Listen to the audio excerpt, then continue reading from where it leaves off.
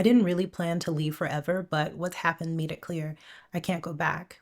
When I left the US, in the back of my mind, I told myself it was temporary, a break, a way to reset. I've done it before, and we'd booked round trip tickets. Of course, I was going back. We didn't sell our house. I figured we'd come back once we got ourselves situated. Started a business and got it up and running. But once I got here, things felt different, slower, quieter, maybe even clearer.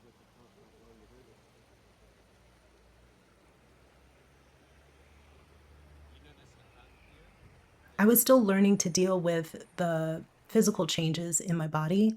I'd gained 30 pounds that year because of the pain I would experience from myocardial bridging. At the same time, I was learning how to live without the constant pressure of moving fast and breaking things. I remember sitting in my favorite neighborhood cafe listening to two old men argue about soccer while playing Parcheesi.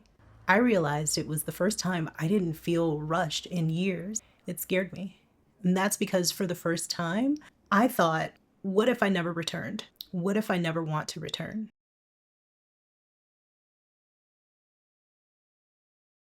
I didn't leave the US because I wanted a vacation. I left because the life I was living was slowly erasing me. I was working 65 to 75 hours a week.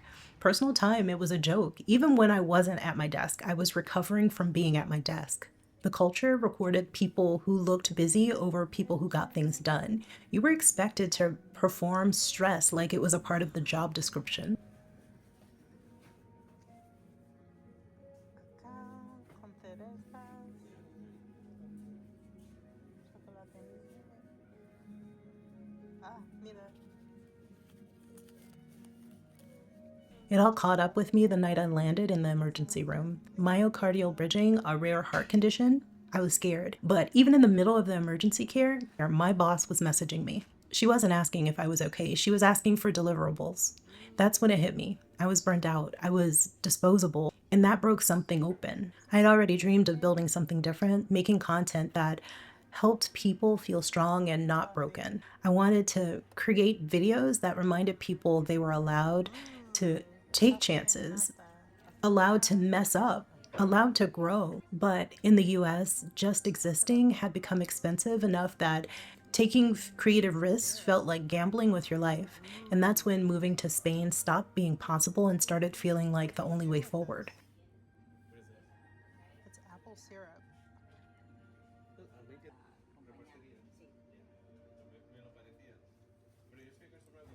I knew we'd be closer to my husband's family, but I'd also be closer to the life that I'd imagined for years, a life where confidence didn't mean perfection. It just meant being willing to start.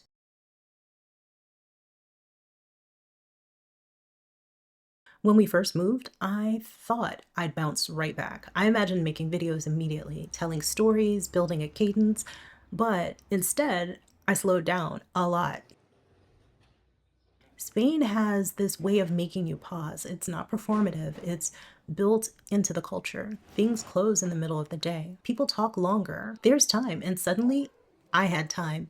I didn't realize how much urgency shaped me until I was gone.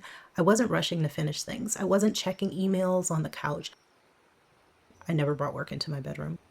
I wasn't tracking productivity like it was proof that I deserve to exist. At first, that stiffness felt disorienting. I wasn't burned out anymore, but I wasn't firing on all cylinders.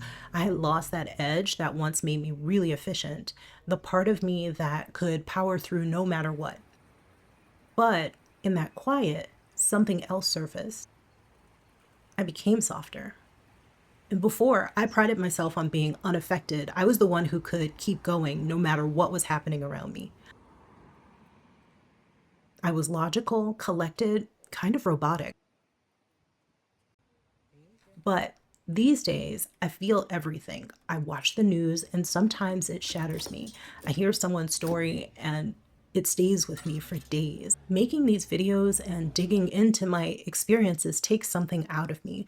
Sometimes, sometimes I need days to recover after filming, and that's not great for the algorithm. But it's honest, and I'd rather be someone who feels too much than someone who feels nothing at all. So yeah, I lost my edge, but I found something better. I found my heart again.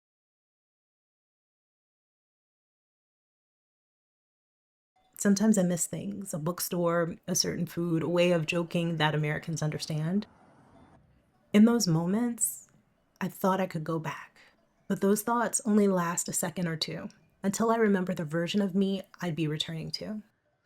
You know, the one lying on the hospital bed reading messages from her boss while trying to figure out if her heart was failing. That's not nostalgia, that's a warning. Instead of returning, I bring pieces I miss into this life. I can recreate what I can. I make it my own. In the process, I plan to share those things here because I know I'm not the only one who's had to start over. The truth is, I've changed. I used to think the dream was to climb the ladder, find the title, earn the approval, but I don't believe in the ladder anymore. I believe in community, building things with people who care about the outcome more than the credit. That's what I'm doing now. This channel is just the beginning. As for my old dream job, I lived it. It turned into a nightmare. Every experience is what you make it. I stayed in that life longer than I should have, hoping it would change. Now I know better.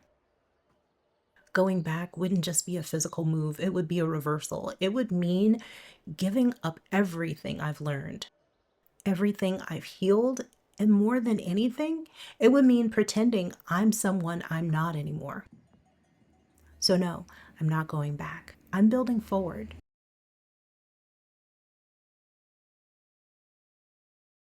If you're thinking of leaving, like really leaving, the first thing is that it won't be easy.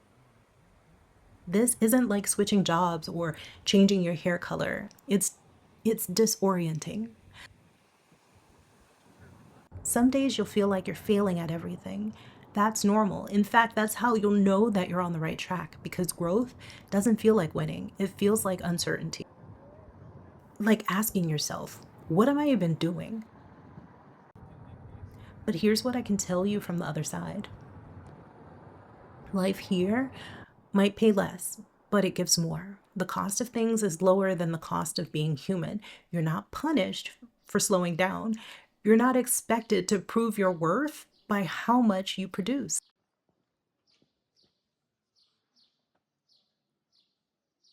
And little by little, you start to feel like a person again. That's not something that I can guarantee will happen for you because not everyone should leave. But if you know in your gut there's a better version of you out there, someone softer, stronger, freer, someone who can offer more to the world and ask less of themselves in return, then I say lean into that fear. Don't wait for it to go away. It won't. But you don't have to be fearless to change your life. There's a lot of cards. Stay on your side. The fuck? You just have to move and subscribe to this channel for more. Okay, bye.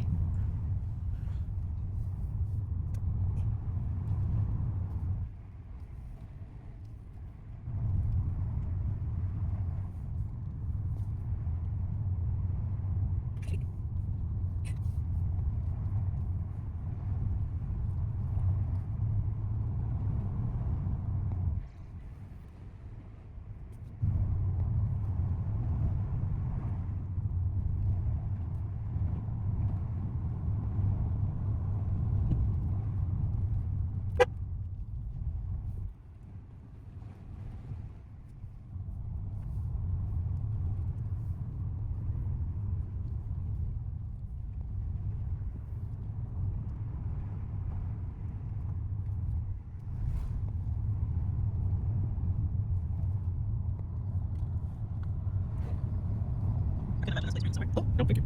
Because people in summer don't know how to keep the elevator to the road, so they go fast, and that's what happens. It's not service. And then,